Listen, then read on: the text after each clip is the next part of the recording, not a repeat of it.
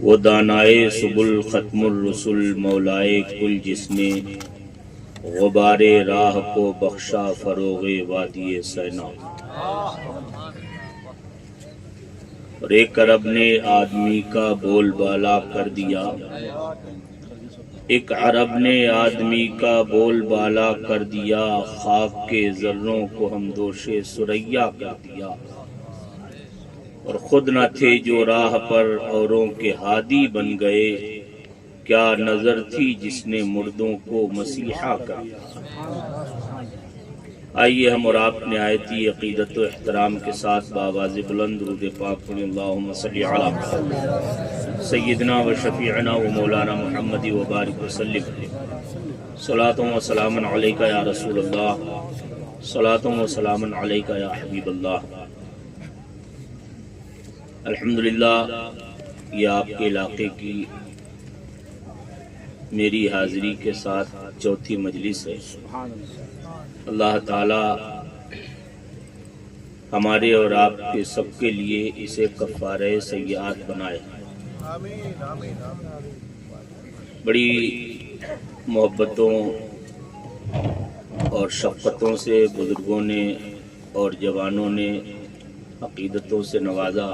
اللہ تعالی تمام حضرات کو جزائے خیر عطا فرمائے۔ آپ حضرات اس سخت سرد ہوا کے جھونکوں کے بینر تلے اس مبارک محفل میں بیٹھے ہوئے ہیں، یہ یقیناً آپ کی دینی بیداری اور محبت رسول کا منہ بولتا ثبوت ہے۔ سبحان اللہ، سبحان اللہ۔ اللہ تعالی قبول فرمائے۔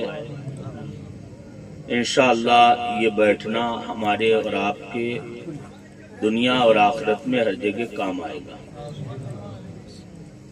اس لیے کہ ہم یہاں بیٹھے کسی سیٹھ ساہوکار کے لیے نہیں، کسی مالدار اور دنیا دار کے لیے نہیں، کسی دولت مند اور طاقتور کے لیے نہیں، کسی سلطان اور تاجدار کے لیے نہیں، بلکہ نبیوں کے سردار کے لیے بیٹھے ہوئے۔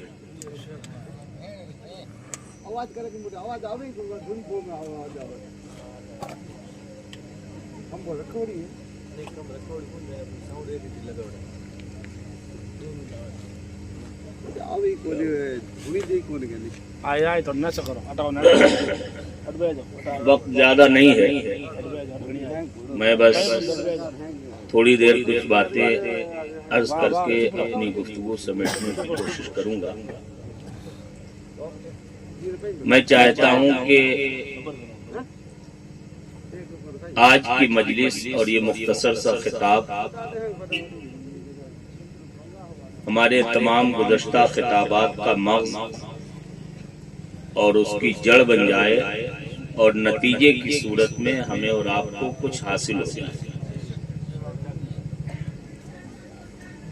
تمام تر ہماری یا دیگر اہل علم کی،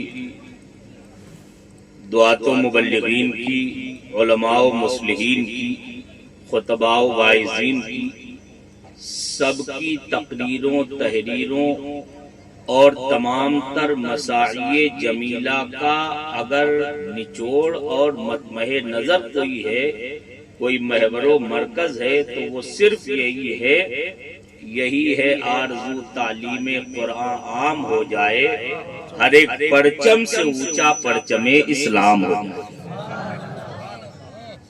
اسی لیے ہم اور آپ سب آئے ہوئے ہیں، چاہے جہاں سے آپ آئے ہیں یا میں اتنی دور سے آیا، سب کا مقصد وحید یہی ہے کہ کسی طرح سے بھولے ہوئے انسان اور بھٹکے ہوئے مسلمان راہ راست پر آ جائیں اور مدینے کی طرف گامزن ہو جائیں۔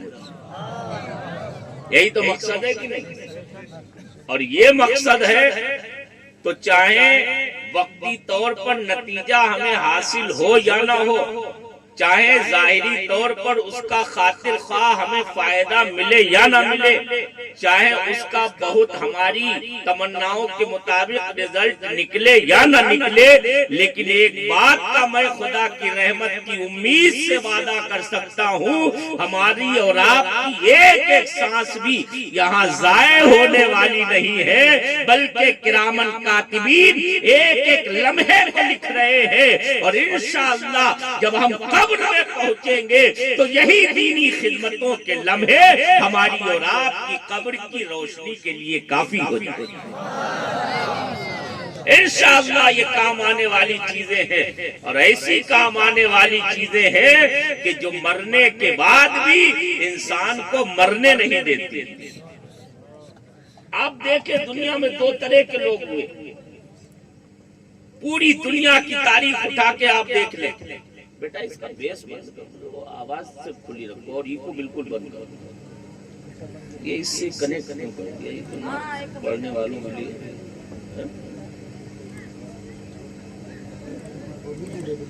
اسے ہٹا دیجیے، آواز ڈبل آتی ہے نا۔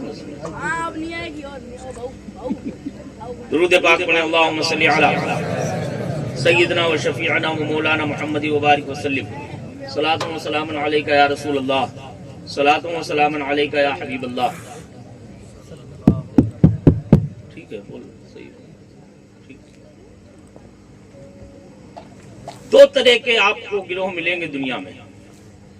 ایک گروہ وہ ہے کہ جس نے دولتیں جمع کرنے کے لیے محنتیں کی، جس نے ثروتیں حاصل کی، جس نے تاجداریوں کو حاصل کیا، سلطنتوں پر قبضہ کیا، جس نے طاقت و قوت کو جمع کیا، جس نے دنیا میں اپنے زور بازو کے بلبوتے انسانوں پر حکومت کرنے کی کوشش کی اور حکومت کرنے میں وہ کامیاب بھی ہو گئے۔ بڑے بڑے تاجدار آپ کو ملیں گے تاریخ انسانیت میں، بڑے بڑے سلاطین ملیں گے، بڑے بڑے عمرا ملیں گے، بڑے بڑے حکام ملیں گے، آپ کو اہل ثروت ملیں گے، قارون و فرعون و نمرود و شداد و بخت نصر جیسے تاجداروں کے تاجدار آپ کو ملیں گے، اپنے نام کا سکہ چلانے والے ملیں گے، اپنے نام پر شہروں کو آباد کرنے والے ملیں گے، اپنے نام پر لوگوں کی گردنیں جھکنا پسند کرنے والے ملیں گے، ایک اشارے ابرو پر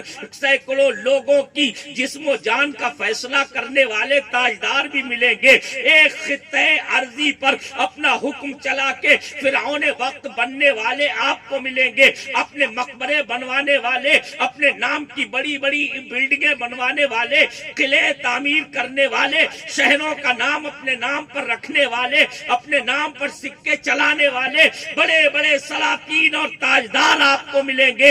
اور دوسری طرف ایک گروہ وہ ہے جس نے نہ دولت حاصل کی، نہ ثروت کو منہ لگایا، نہ تاجداری کو اپنے پاس آنے دیا، نہ سربراہی کو قبول کیا، نہ سلطنتوں سے دل لگایا، نہ حکومتوں کے پیچھے دوڑے، نہ طاقتوں کو حاصل کرنے کی کوشش کی، کچھ نہیں کیا۔ انہوں نے صرف ایک کام کیا، ٹوٹی چٹائی پہ بیٹھ کے دین مصطفیٰ کی نشر و اشاعت کرتے رہے، مصطفیٰ کے عشق کو پھیلاتے رہے، دلوں کی تطہیر کرتے رہے، لوگوں کے تزکیے نفس کر کے انہیں خدا کی بارگاہ تک پہنچانے کا کام کرتے رہے۔ دو گروہ بظاہر آپ دیکھیں گے، پہلے گروہ کے پاس میں دنیا میں چمکنے کا ہر ذریعہ موجود تھا، دنیا میں عزتیں پانے کا ہر سبب موجود تھا، دنیا میں باقی رہنے کی جو بھی تدبیریں ہو سکتی تھی وہ پہلے گروہ نے کر لی۔ بادشاہوں کے آپ تمطراق کو دیکھیں گے، ان کے کام کاج اور سوچ اور فکر کو دیکھیں گے تو اچھی طرح سے آپ کو واضح ہو جائے گا کہ واقعی میں وہ چاہتے تھے کہ مرنے کے بعد بھی ہمارا نام رہے، مرنے کے بعد بھی لوگ ہمیں یاد کرتے رہے، تبھی تو اپنے نام کے سکے چلوائے، تبھی تو اپنے نام پر شہر آباد کیے، تبھی تو اپنے نام پر مقبرے بنائے، تبھی تو اپنے نام پر بڑے बड़े किले तामीर किए, अपने नाम पर सुतून बनवाए, अपने मुजस्समे तक लगवा दिए ताकि लोग हमें मरने के बाद भी इज्जत और एहतराम से याद करते रहे। लेकिन हैरत है, खुदा की कुदरत देखो, मुजस्समे बनवाने वाले खत्म हो गए, किले तामीर करने वाले मिट गए, सल्तनतें करने वाले फना हो गए, दौलतों के अंबार जमा करने वाले दुनिया से रूपोश हो गए।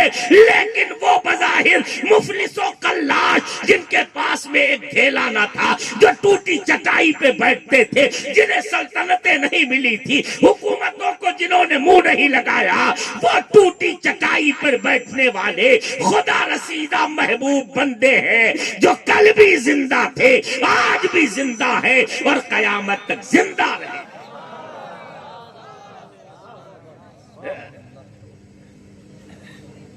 मसलन इसी हिंदुस्तान को देख ले, दूर मत जाए। इसका बेस बंद कर दो बेटा, आवाज खींच रहा, बेस बंद कर दो। बेस जानते हो, कोई समझदार आदमी नहीं है। गौर करें,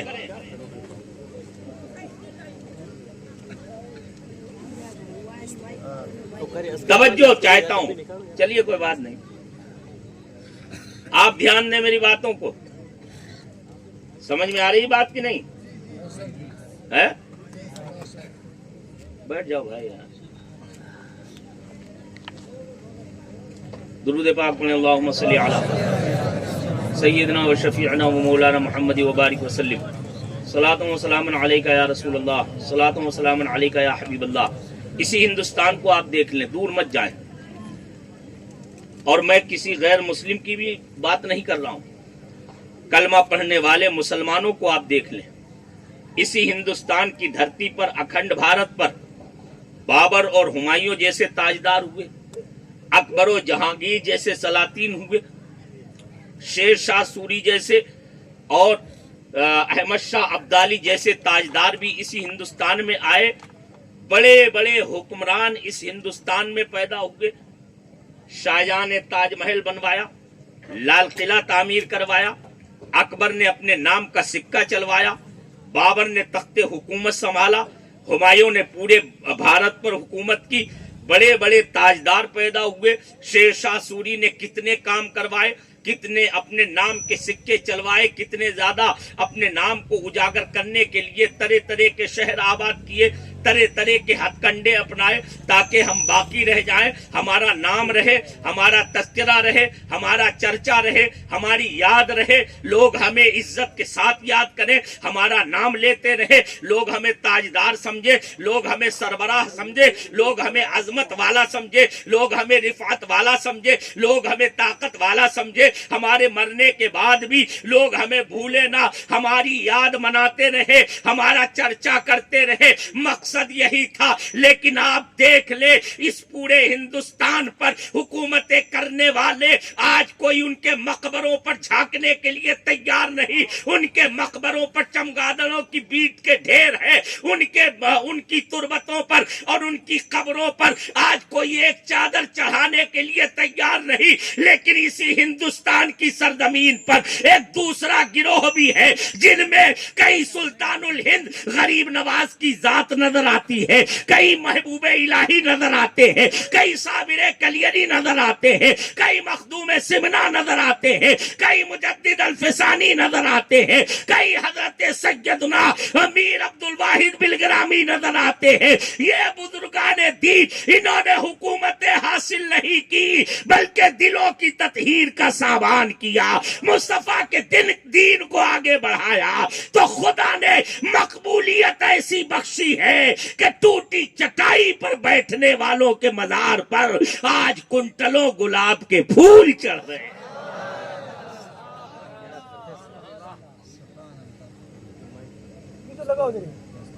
क्या सिस्टम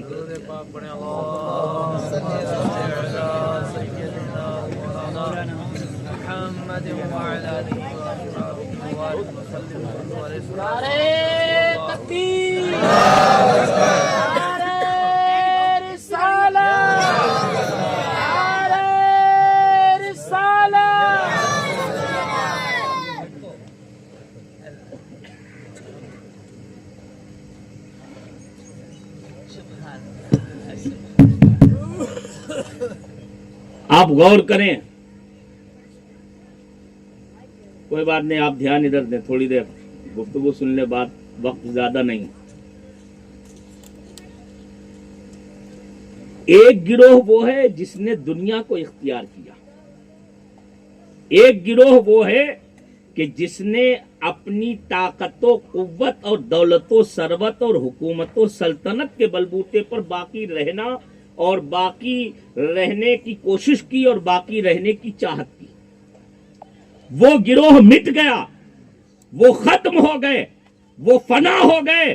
کوئی ان کا نام لینے کے لیے آج عقیدت سے تیار نہیں. لیکن دوسرا گروہ وہ ہے کہ جس نے یہ تام جھام پسند نہیں کیا, یہ تمام ہتھ کنڈے نہیں اپنائے, انہوں نے یہ تمام اسباب اور ذرائع کو خاطر میں نہیں لایا, بلکہ انہوں نے یہ دیکھا کہ اگر باقی رہنا ہے تو دین مصطفیٰ کے ساتھ میں جڑ جاؤ, دین مصطفیٰ کو اپنے سر کا تاج بنا لو.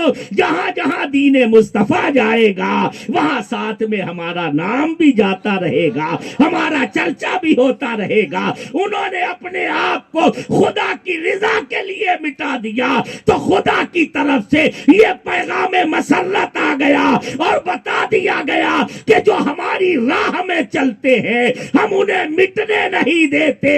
بے نشانوں کا نشان مٹتا نہیں, مٹتے مٹتے عام ہو ہی جائے گا. انہوں نے خدا کی رضا میں اپنے آپ کو فنا کر دیا, دین سے جوڑ کے وہ زندہ رہے, دین کی وجہ سے وہ زندہ رہے, دین کے لیے ان کی سانسیں چلتی تھی. تو خدا نے دین کے صدقے میں ایسا انہیں پروان چڑھایا کہ فنا کے بعد بھی باقی ہے شان رہبری تیری, ہزاروں رحمتیں ہو اے امیر کارواں تجھ پر. کھلی ہوئی بالکل کتاب ہے, کوئی دلائل کے انبار لگانے کی ضرورت نہیں, بہت گہرائی اور باریکی میں جانے کی حاجت نہیں, کسی بھی فلسفے کو بگاڑنے کی کوئی ضرورت نہیں. سیدھے سیدھے دو دو ہاتھ کر کے سامنے ہے, دو دو چار کر کے اتنا مسئلہ واضح ہے, ہر پڑھا لکھا اور ان پڑھ دیکھ سکتا ہے. واقعی میں اگر زندہ و باقی ہے تو غریب نواز کی ذات ہے. حضرت شیخ حضرت صوفی حمید الدین ناگوری زندہ و پائندہ ہے. اگر باقی ہے تو حضرت سیدنا مخدوم سمنا کی ذات ہے, سرکار امام ربانی مجدد الفسانی کی ذات. دیکھ لو کھلی کتاب. ایک طرف اکبر ہے جسے تاریخ داں اور اتہاسکار اکبر دی گریٹ کہہ رہے ہیں, اکبر کے نام کی مالا جپ رہے ہیں, اکبر کے نام کو اونچا کرنے کی ناپاک کوشش کر رہے ہیں. پورے اکھنڈ بھارت پر اپنے نام کا سکہ چلوانے والا وہ اکبر منو مٹی کے نیچے دفن ہو گیا. آج فتح پور سیکری میں اس کے مقبرے پر کوئی دو لفظ فاتحہ کے پڑھنے کو تیار نہیں, لیکن اسی سے چند قدم کے فاصلے پر حضرت شیخ سلیم چشتی رب کا محبوب بندہ آرام فرما ہے. ان کے مزار پہ آج بھی ہزاروں کی عقیدت کی بھیڑ لگی. اکبر اور جہانگیر نے امام ربانی مجدد الفسانی کے ساتھ میں کیا کچھ ظلم نہیں کیے, پورے خانوادے کو خانمہ برباد کر دیا. آپ کے لائبریری کی کتابوں کو ہڑپ کر لیا گیا, زمین جائیداد کو چھین لیا گیا. مجدد الفسانی کو جہانگیر نے گوالیر کے قلعے میں قید کر دیا. کوششیں یہ تھی اکبر اور جہانگیر دونوں کی کہ کسی طرح سے شیخ احمد فاروقی سرہندی اپنے دین کی نصرت کے جذبے سے باز آ جائے, مصطفیٰ کا نام لینے سے پیچھے ہٹ جائے, دین مصطفی کو پروان چڑھانے کے لیے اپنے خون جگر سے پیچھے ہٹ جائے. لیکن دنیا جانتی ہے اس مرد قلندر نے, فاروق اعظم کے بیٹے نے اپنی زبان سے کھڑے ہو کے اکبر و جہانگیر کے دربار میں یہ اعلان کر دیا تھا, اے لوگوں سنو, جو جان مانگو تو جان دیں گے, جو مال مانگو تو مال دیں گے. کبھی نہ ہم سے یہ ہو سکے گا کہ نبی کا جاہو جلال دے.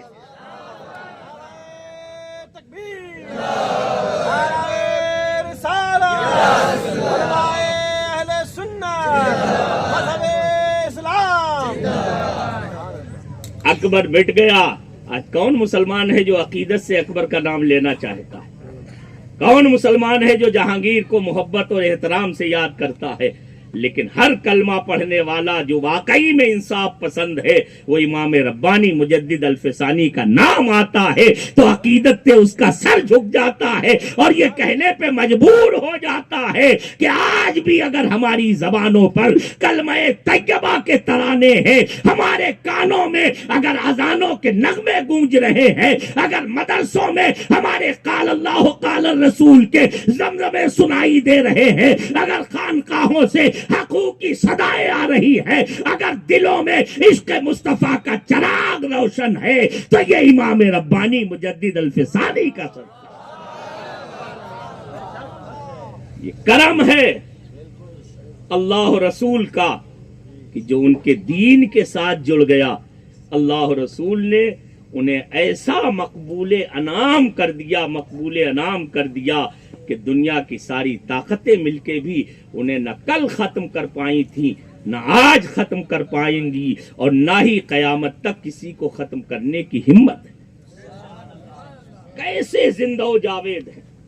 قرآن مقدس میں اسی فلسفے کو اور اسی مقصد کو بڑے اچھوتے اور بڑے ہی پیارے انداز میں بیان فرمایا گیا. ان تنصر اللہ ینصرکم وَيُثَبِّتْ أَقْدَامَكُمْ. رب فرماتا ہے اگر تم اللہ کے دین کی مدد کرو گے اللہ تعالیٰ تمہاری مدد فرمائے گا اور تمہارے قدموں کو جما دے گا.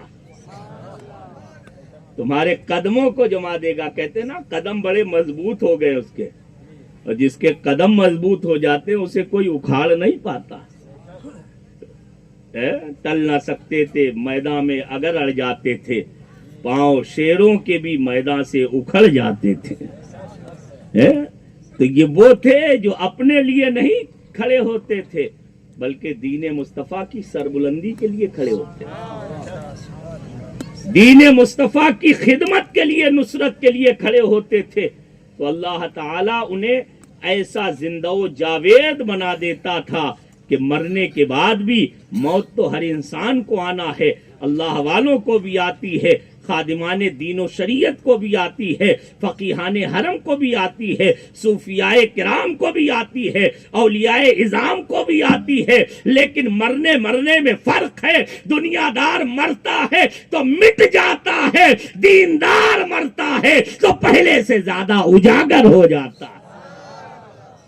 حضرت صدر الشریعہ مولانا مفتی امجد علی صاحب رحمت اللہ علیہ صاحب بہار شریعت ایک روایت نقل فرماتے ہیں، ان الارواح القدسیہ اذا تجردت عن العلائق البدنیہ اتصلت بالملأ الاعلی ترى وتسمع الكل كالمشاہد. فرماتے ہیں کہ اللہ والوں کی روحیں جب جسم کے پنجڑوں سے نکل جاتی ہیں تو ملأ اعلی کے ساتھ مل جاتی ہیں، ملأ اعلی کے ساتھ مل جاتی ہیں. اور پھر ان کا حال کیا ہوتا ہے؟ ترا و تسمع الکل کالمشاہد. وہ ہر ایک کو ایسے دیکھتے اور سنتے ہیں جیسے ہم اپنی ماتھے کی نگاہوں سے دیکھتے اور کانوں سے سنا کرتے. اب ان سے کوئی چھپتا نہیں. مطلب کیا ہے کہ اللہ والے جب تک زمین پہ چلتے پھرتے رہتے ہیں تو کچھ نہ کچھ جسمانی قیدیں ہوتی ہیں، کچھ نہ کچھ پابندیاں ہوتی ہیں. لیکن جب یہ خدا رسیدہ بندے جسم کے پنجروں سے قید خانوں سے نکل جاتے ہیں تو ان کی عظمت کا حال یہ ہوتا ہے. یہ صرف مزار پہ آنے والوں کو نہیں دیکھتے ہیں، گھروں میں رہ کے دل میں محبت رکھنے والوں کو بھی دیکھا کرتے ہیں اور ان کی عقیدت کو ملاحظہ فرمایا کرتے ہیں.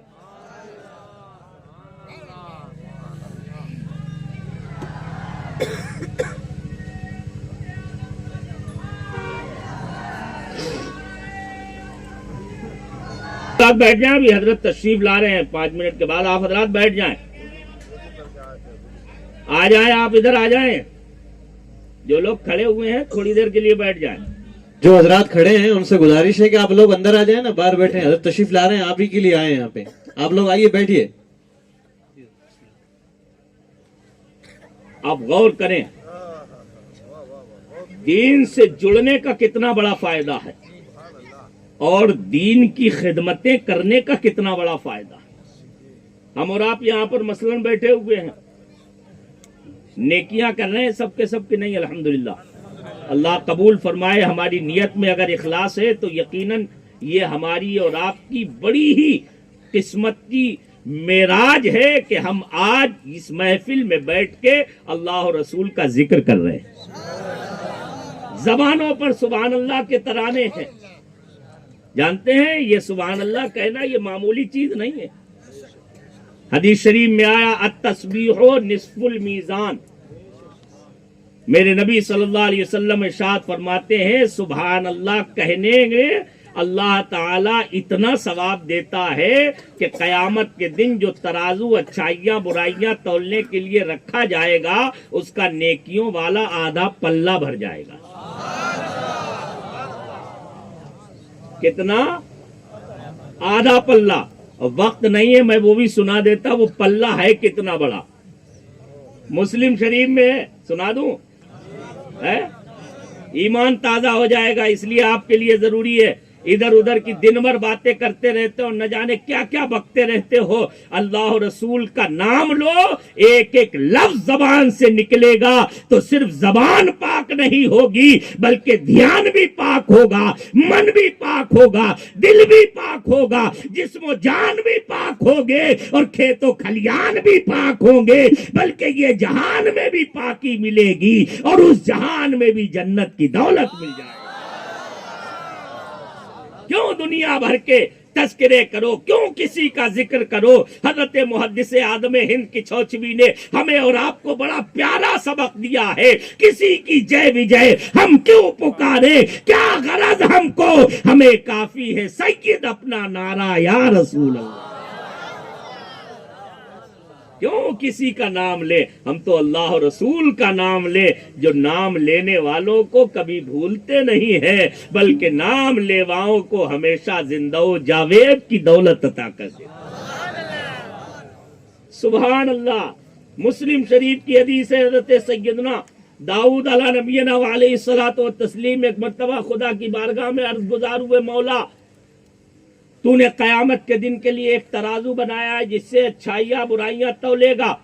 رب نے فرمایا ہاں داؤد. عرض کیا مولا میں اس کا ترازو کا مشاہدہ کرنا چاہتا ہوں, دیکھنا چاہتا ہوں, وہ ترازو ہے کیسا. اللہ رب العزت نے فرمایا داؤد تمہارے اندر دیکھنے کی طاقت نہیں ہے, تمہارے اندر دیکھنے کی طاقت نہیں, لیکن وہ خدا کے نبی تھے ہمارے جیسے یا آج کل کے دنیا کے کسی کم عقل انسان کی طرح نہیں تھے, چھوٹی عقل رکھنے والے. وہ خدا کے نبی اور پیغمبر تھے. عرض گزار ہوتے مولا داؤد کے اندر دیکھنے کی طاقت نہیں ہے, نہ صحیح تجھے دکھانے کی قدرت تو ہے. سبحان اللہ. تیرے اندر دکھانے کی قدرت تو ہے, مطلب یہ تو دکھانا چاہے تو ذرے کو تو آفتاب بناتا ہے, قطرے کو دریا کرتا ہے. تو جسے دکھانا چاہے اسے کون روک سکتا. رب کی رحمت کو جوش آیا, رب قدیم نے ترازو کا ایک پلہ ان کی نگاہوں کے سامنے کر دیا. حضرت داؤد دائیں دیکھ رہے ہیں, بائیں دیکھ رہے ہیں, آگے دیکھ رہے ہیں, پیچھے دیکھ رہے ہیں, اچھل اچھل کے دیکھ رہے ہیں, اچک اچک کے دیکھ رہے ہیں. کافی دیر دیکھنے کے بعد میں رب کی بارگاہ میں عرض گزار ہوئے مولا اس کا تو نہ کوئی کونا ہے نہ چھور ہے, اس کا نہ کنارہ ہے نہ کوئی طرف نظر آ رہا ہے, یہ ہے کتنا بڑا میں جانوں کیسے. تو رب قدیم نے فرمایا سنو داؤد, یہ زمین و آسمان ان میں 7 طبق ہیں, یعنی 7 زمینیں تہ بتہ ہیں اور 7 آسمان تہ بتہ ہیں اوپر نیچے. فرمایا اگر یہ 14 طبق ایک ساتھ برابر ملا دیے جائیں اور ان 14 طبق کو اس ترازو کے پلے میں رکھ دیا جائے تو ایسا لگے گا جیسے کسی لقو دق صحرا میں بڑے میدان میں کوئی انگوٹھی کا نگینہ رکھا ہوا ہے, کوئی انگوٹھی کا نگینہ رکھا ہوا. اب جناب داؤد نے عرض کیا مولا جب یہ اتنا بڑا ہے تو کیا کسی بندے کی نیکیاں اسے بھر پائیں گی. किसी की नेकियां इतनी भी होंगी जो इसे भर दे, तो कुर्बान जाओ मदीने के गुलामों, मुस्तफा के वफादारों, अपनी किस्मत में नाज करो। रब ने फरमाया आखिरी नबी के उम्मती आएंगे, वो एक मर्तबा दुरूद पढ़ेंगे, मैं उन्हें इतना सवाब दूंगा कि ये तराजू का पूरा पल्ला भर जाए।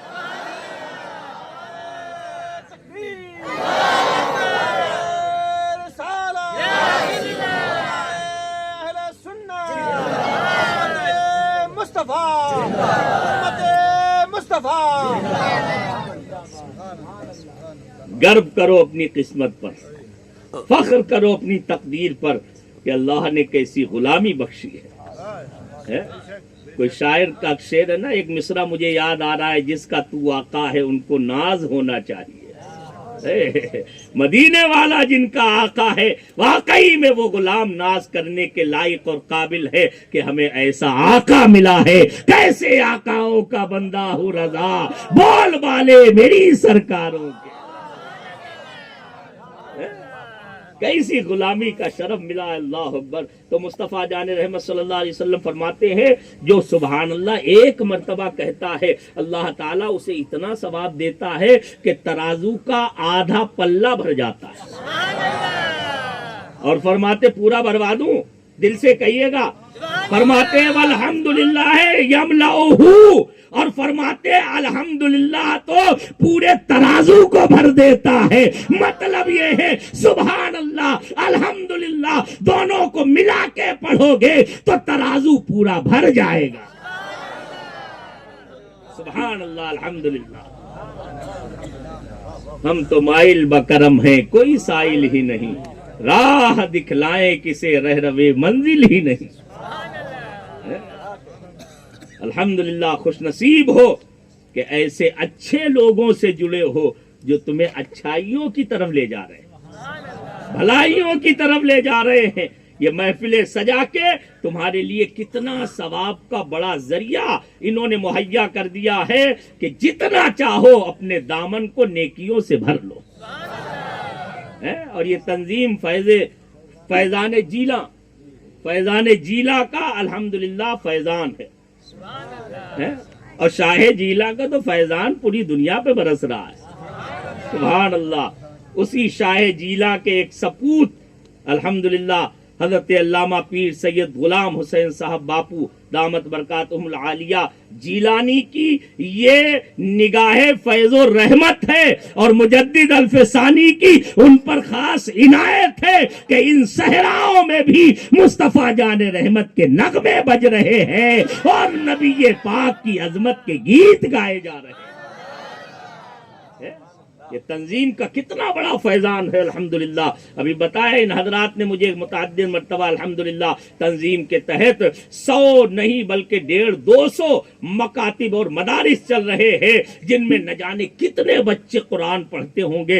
अब आप इसी से अगर कैलकुलेट करना चाहें तो बड़े बड़े सीए, बड़े बड़े कैलकुलेशन करने वाले दुनिया के फेल हो जाएंगे, लेकिन तुम्हारी नेकियों का कोई अंदाजा नहीं कर सकते हैं कि एक मर्तबा सुभान अल्लाह अल्हम्दुलिल्लाह कहने पर इतना जब सवाब मिलता है, एक मर्तबा दुरूद पढ़ने पर जब इतना सवाब मिलता है, तो इन सैकड़ों मदारिस और मसाजिद में जब उलमा तलबा और मुकर्रिरीन और वाइजीन और खुतबा और आइम्मा और मुदर्रिसीन और तलबा मिलके अल्लाह और रसूल का कलाम पढ़ते होंगे तो कितना सवाब मिलता होगा, कितना अजर मिलता होगा, कितनी नेकियों का जखीरा इकट्ठा हो। कौन जोड़ सकता है? और जानते हैं ये सवाब किसे मिलता है? ये भी बता दूं, जिन्होंने तंजीम की मदद की है, जिन्होंने किसी मदरसे को कायम कराने में दामे दिरमे कदमे सुखने किसी तरह हिस्सा लिया। ये लफ्ज कहने के नहीं है, उलमा ने, हमारे पुराने लोगों ने, आजकल हम लोग तो रस्मन कहते हैं, लेकिन पुराने लोगों ने बड़ी दीदावरी के साथ में ये 4 लफ्ज इंतखाब किए थे, दामे दिरमे कदमे सुखने। समझे आप?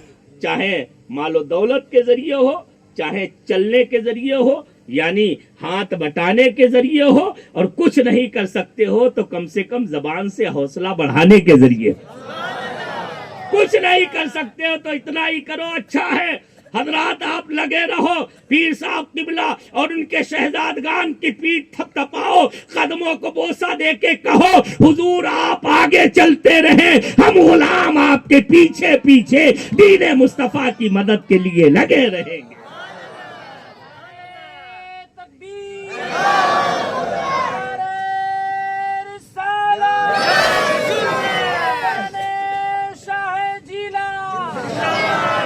اور یہ بات میں صرف یوں ہی لفظی ہیر پھیر کی ذریعے نہیں کہہ رہا ہوں، صرف طلاقت لسانی کے بلبوتے نہیں کہہ رہا ہوں، بلکہ حدیث رسول کے آئینے میں یہ بات ثابت ہے، جو کوئی کسی اچھے کام میں ہاتھ بٹاتا ہے اللہ تعالیٰ اس اچھے کام کو کرنے کا اسے اجر و ثواب عطا فرماتا ہے۔ ایک مشہور حدیث پاک کا جملہ ہے الدال علی الخیر کفاعلی، مصطفیٰ صلی اللہ علیہ وسلم فرماتے ہیں بھلا کام کرنے، بھلائی کا راستہ دکھانے والا ایسے ہی ہے جیسے بھلا کام کرنے والا۔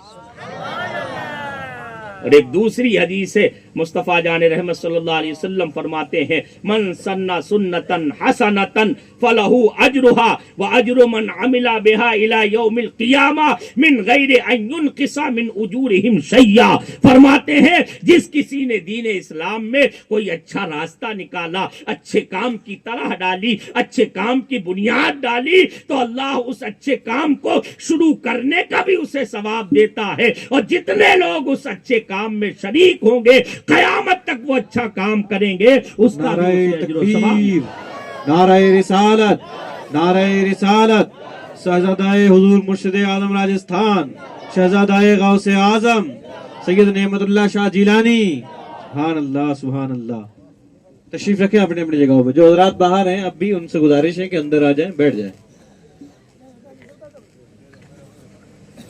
بیٹھ جائیں آپ حضرات۔ ماشاءاللہ حضرت شہزادہ علی وقار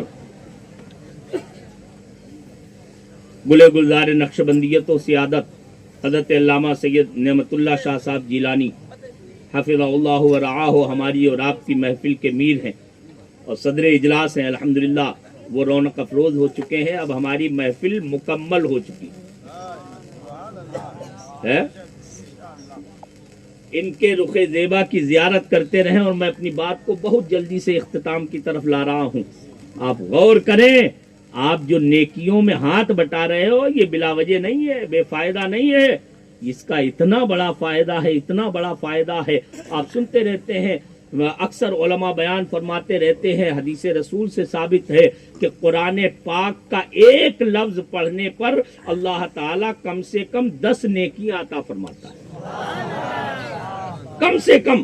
بیضاوی نے بھی اس حدیث کو نقل کیا حضرت عبداللہ ابن مسعود کے حوالے سے، من قرأ حرفا من کتاب اللہ فلہ حسنہ والحسنۃ بعشر امثالها لا اقول الف لام میم حرف بل الف حرف ولام حرف ومیم حرف۔ مصطفیٰ جان رحمت صلی اللہ علیہ وسلم فرماتے ہیں جو کتاب اللہ کا ایک حرف پڑھتا ہے اللہ اسے 10 نیکیوں کے برابر نیکی عطا فرماتا ہے۔ میں نہیں کہتا کہ الف لام میم ایک حرف ہے، بلکہ آقا فرماتے ہیں الف ایک حرف ہے، لام ایک حرف ہے اور میم ایک حرف ہے۔ مطلب یہ ہے جس نے کم از کم الف لام میم پڑھا تو کم سے کم اللہ تعالیٰ اسے 30 نیکیاں عطا فرماتا۔ اب اس حدیث کی روشنی میں دیکھیں، جو فیضان جیلہ کے تحت میں مدرسے چل رہے ہیں، مکاتب چل رہے ہیں، مسجدوں میں جہاں امامتیں ہو رہی ہیں، جو بھی دینی کام ہو رہے ہیں، ظاہر سی بات ہے نہ جانے کتنے لوگ قرآن پڑھتے ہوں گے، نہ جانے کتنے نعتیں پڑھنے والے ہیں، کتنے درودیں پڑھنے والے ہیں، کتنے تسبیحیں کرنے والے ہیں، کتنے تحلیلیں کرنے والے ہیں، کتنے تحمید و تکبیر کرنے والے ہیں، کتنے نیکیاں کرنے والے، نمازیں پڑھنے والے، کوئی شمار نہیں کر سکتا ہے۔ ان لوگوں کو جو الگ الگ ثواب ملتا ہے میرے مصطفیٰ کی حدیث بتا رہی ہے، اس شخص کو اکیلے ان سب کے برابر اجر و ثواب ملے گا جس نے ان کی بنیاد فراہم کی۔ جو بنیاد بنا ہے اسے ان سب کے برابر اجر و ثواب ملے گا۔ اب یہ دنیا کا معاملہ نہیں ہے کہ کوئی سوچے یار سب اسے مل جائے گا تو جو کر رہے ہیں انہیں کیا ملے گا. یہ دنیا کا معاملہ نہیں ہے کہ اگر ایک کو دے دیا تو دوسرے کے دینے کے لیے ہاتھ خالی ہو گیا. یہ رب کا خزانہ ہے, یہاں خالی نہیں ہوتا ہے, یہاں کمی نہیں ہوتی ہے. وہ دن رات لٹایا کرتا ہے لیکن اس کے خزانے میں نہ کمی ہوئی ہے نہ کبھی ہو سکتی ہے. ارے تم مانگو تو صحیح, اور جتنا مانگو گے اس سے کئی گنا دیا جائے گا, پھر بھی اس کے خزانے بھرے کے بھرے رہتے.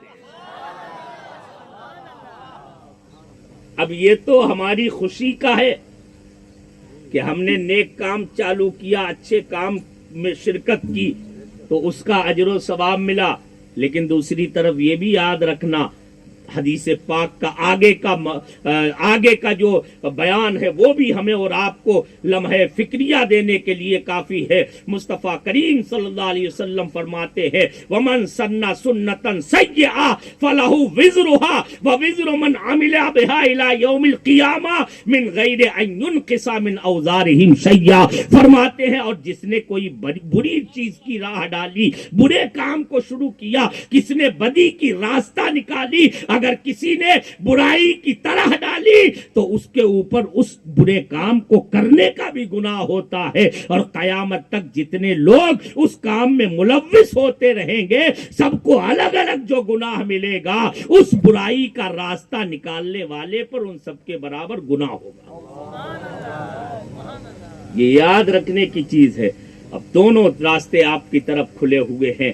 ایک طرف ہے نیکیاں ہی نیکیاں ہیں, بہاریں ہی بہاریں ہیں, رحمتیں ہی رحمتیں ہیں, برکتیں ہی برکتیں ہیں, جنت کی بہاریں ہیں. اور ایک طرف جہنم کی آگ ہے, بھڑکتے ہوئے شعلے ہیں. ایک طرف ذلت و خواری ہے, ایک طرف دنیا اور آخرت میں رسوائی ہے, ایک طرف دنیا اور آخرت کی ناکامی ہے, اور دوسری جانب فلاح و بامرادی ہے. چاہو تو فلاح و بامرادی کا راستہ اختیار کر لو, ان نیکوں اور اچھوں کے ساتھ ہو جاؤ, بھلائی کے کاموں میں شرکت کر لو, خدا تمہیں فلاح و کامرانی سے ہمکنار کر دے. اور اگر برائیاں پنپنے کا ذریعہ بن رہے ہو, اگر بدیوں کو بڑھاوا دینے کا سبب بن رہے ہو, تو یاد رکھو خدا کے یہاں کوئی کسی بھی طرح کی معاذ اللہ غفلت نہیں ہے.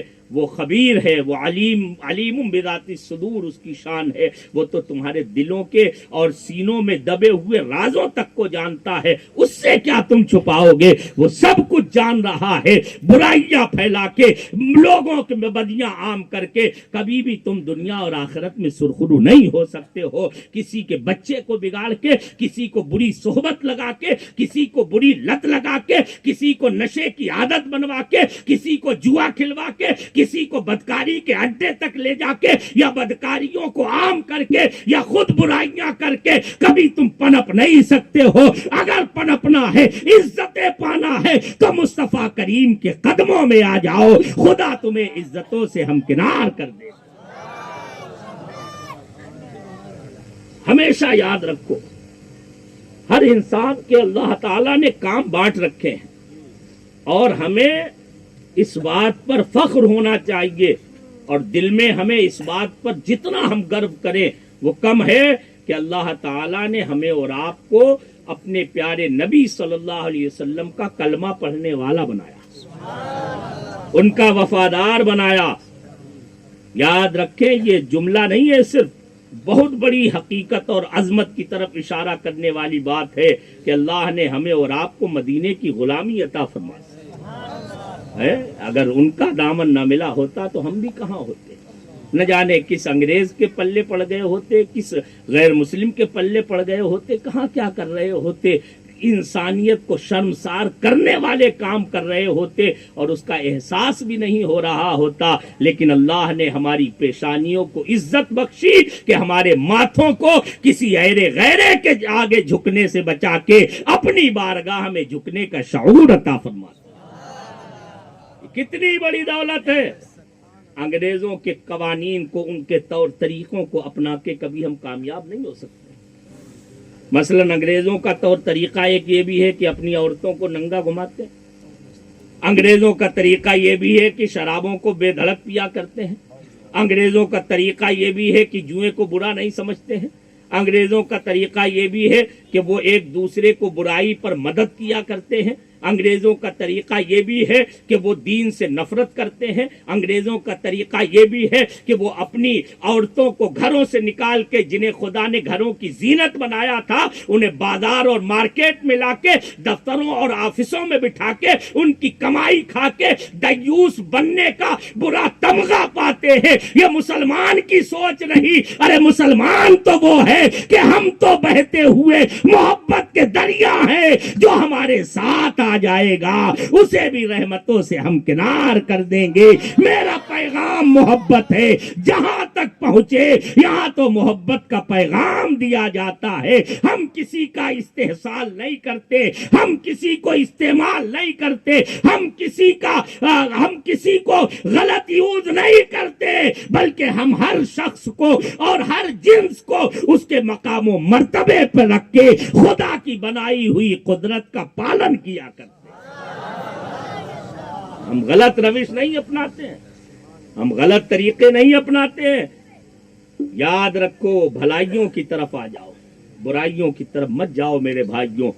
اپنی عزتوں کو سنبھالنے کی کوشش کرو. نشہ کرنے والا کبھی عزت نہیں پا سکتا, جوا کھیلنے والا کبھی سماج میں معزز نہیں ہو سکتا. اور تم خود اپنا رزق برائی اور حرام طریقے سے کیوں حاصل کر رہے ہو؟ ایک موٹی سی بات, آخری بات میں صرف عرض کرنا چاہتا ہوں. اللہ تعالی نے جو کچھ ہماری قسمت میں رزق رکھا ہے, ان علماء سے پوچھئے, حدیث شریف سے ثابت ہے, بخاری و مسلم میں بھی آیا, متفق علیہ حدیث ہے کہ جب بچہ ماں کے پیٹ میں آتا ہے, 4 مہینے کا ہوتا ہے, روح پھونکی جاتی ہے, تو فرشتے کو اللہ تعالیٰ 4 چیزیں لکھنے کا حکم فرماتا ہے. ان میں ایک یہ بھی ہوتا ہے کہ پوری زندگی میں اسے رزق کتنا ملے گا, روزی کتنی ملے گی, پورا لکھ دیا جاتا ہے. اب جب ساری روزی لکھ دی گئی تو بتائیے پھر اگر ہم اپنی روزی کو حرام طریقے سے حاصل کر رہے ہیں تو نقصان ہمارا ہے یا کسی اور کا ہے؟ ہمارا ہے کہ نہیں ہے؟ ہم اپنے ہاتھوں اپنا نقصان کر رہے ہیں. جب ہمیں ایک دانہ, اور یہ بھی حدیثوں سے ثابت ہے کہ پوری دنیا کی ساری طاقتیں مل کے اگر کسی انسان کو ایک دانہ دینا چاہیں جو اس کی قسمت میں نہیں ہے, تو پوری دنیا کی طاقتیں مل کے ایک دانہ بھی اس کی قسمت سے بڑھ کے اسے دے نہیں سکتی. اور اگر پوری دنیا کی طاقتیں مل جائیں ہماری قسمت کا ایک دانہ چھیننے کے لیے پورا زور لگا دیں, پوری طاقتیں صرف ہو جائیں گی, لیکن ہماری تقدیر کا ایک دانہ ہم سے چھین نہیں سکتی. جب یہ بالکل طے ہے اور ہمارا ایمان اور عقیدہ ہے, تو پھر کیوں ہم جوئے کے ذریعے اپنی حلال اور قسمت کی روزی کو حرام ذریعے سے حاصل کریں؟ کیوں ہم نشے کے ذریعے سے اپنی دولتوں کو برباد کریں؟ کیوں ہم بدکاریاں کر کے اپنی عزتوں کو نیلام کریں؟ کیوں ہم اپنی عورتوں کو کام کاج میں لگا کے, کھیتی باڑی میں لگا کے, دفتروں میں بھیج کے, نوکریاں کرا کے دیوس بننے کا برا تمغہ حاصل کرے؟ ارے ہم انہیں پڑھا لکھا کے, انہیں مصطفیٰ کی پیاری بیٹی اور شہزادی بطول حضرت سیدہ فاطمہ زہرا کی کنیز بنا کے کیوں نہ پردے میں رکھ کے عفت و عزت و عصمت کی انہیں پابند بنا کے ہم ایسا کیوں نہ بنا دے کہ ہمارے گھروں کی زیارت اللہ کے فرشتے کرنے کے لیے آئے, رحمت کے فرشتے ان کی وجہ سے اترا کرے. نیکیاں اختیار کرو میرے بھائیوں, اس کے علاوہ مسلمانوں کے لیے اور کوئی ذریعہ اور راستہ نہیں ہے. ان تنصروا اللہ ینصرکم ویثبت اقدامکم, اللہ کا فرمان ذیشان ہے, ہمیشہ نگاہ میں رکھو. دین کی مدد کرو گے, دین سے جڑو گے تو اللہ تعالیٰ کبھی تمہیں اکھڑنے نہیں دے گا, کبھی مٹنے نہیں دے گا, کبھی ذلیل نہیں کرے گا, بلکہ دنیا کی ساری طاقتیں لگ کے بھی تمہیں کبھی بھی نیچا نہیں دکھا سکتی, اس لیے کہ تو گھٹائے سے کسی کہ نہ گھٹا ہے نہ گھٹے, جب بڑھائے تجھے اللہ تعالیٰ تیرا. جسے اللہ بڑھاتا ہے اسے کوئی گھٹا نہیں پاتا. تو جو بڑھانے والا ہے واقعی میں حقیقتاً بڑھانے والا ہے، کیوں نہ اسی کے بارگاہ میں اپنی عقیدتوں کے پھول نچھاور کرو، کیوں نہ اسی کے دین سے جڑ جاؤ تاکہ دنیا اور آخرت کی سرفرازیاں حاصل کر سکو۔ تو نیکیوں کی طرف گامزن ہونے کے لیے تیار ہیں؟ فیضان جیلاں تنظیم سے جڑیے۔ اس تنظیم سے جڑنے کی میں اس لیے بھی اپیل کر رہا ہوں کہ الحمدللہ یہ تنظیم میں نے 2 دن میں ملاحظہ کیا ہے اور دیکھا ہے ان جنگلات میں، وادیوں میں گھوم گھوم کے، کہ جہاں ہو سکتا ہے اب سے 10-20 سال پہلے کوئی ایک ایسا بندہ نہ ہو جو صحیح طور پر نمازیں پڑھا سکتا ہو، آج الحمدللہ جگہ جگہ مسجدیں تعمیر ہو گئی ہے، مکاتب اور مساجد بن گئی ہے، مصطفیٰ کی عظمت و رفعت کی اور اللہ کی کبریائی کے وہاں ترانے گائے جا رہے ہیں۔ یہ فیضان ہے، فیضان شاہ جیلاں تنظیم کا، اور یہ احسان و کرم ہے حضور پیر سید غلام حسین باپو دامت برکاتہم العالیہ کا، کہ ان کے قدموں نے الحمدللہ اس جنگل کو منگل بنا دیا ہے، رحمت کا آبشار بنا دیا۔ اللہ تعالیٰ قبول فرمائے۔ نیکیوں کے ساتھ جڑ جاؤ، نیکوں کے ساتھ جڑ جاؤ، بھلوں کے ساتھ جڑ جاؤ، بھلائیاں تمہارے گھروں پر وراجمان ہوں گی، رحمتیں تمہارے گھروں کا طواف کریں گی۔ اور اگر بروں سے جڑو گے، بروں کی صحبت اختیار کرو گے تو سوائے افسوس کے، ناکامی کے اور ذلت و خواری کے کچھ ہاتھ نہیں جا سکتا۔ تو تیار ہے نا نیکیوں کی طرف بڑھنے کے لیے؟ اور یہ بھی یاد رکھے، کوئی ضروری نہیں ہے کہ 1,00,000 10 لاکھ دے کے ہی نیکیوں میں حصہ بٹایا جائے۔ اللہ کے یہاں تو دل دیکھے جاتے ہیں۔ اگر آپ کے پاس میں 1 روپیہ بھی نہیں ہے تو آپ مت دیجئے، بالکل کچھ مت دیجئے، لیکن کم از کم اپنے جسم سے، اپنی طاقت سے، اپنی قوت سے، اپنے بازو سے آپ دین کے کام میں حصہ بٹا دیجئے۔ اور اگر طاقت و قوت بھی نہیں تو کم از کم اتنا تو کر دیجئے کہ حضرت آپ آگے بڑھتے رہیے، ہم آپ کے ساتھ میں نیکیوں کے کام میں۔ زبان سے صرف کہہ دو، انشاءاللہ خدا تو دلوں کو دیکھتا ہے، وہ زبانوں کی باتوں کو بھی کبھی رائگاں نہیں ہونے دے گا، ضائع نہیں ہوں گی۔ ارے یہاں تو ہر چیز کی قدر و قیمت ہے، وہ تو نہایت سستا سودا بیچ رہے ہیں جنت کا، ہم مفلس کیا مول چکائیں، اپنا ہاتھ ہی خالی۔ اللہ تعالیٰ قبول فرمائے۔ استغفر اللہ ربی من کل ذنب واتوب الیہ، وآخر دعوانا ان الحمدللہ رب العالمین۔ السلام علیکم۔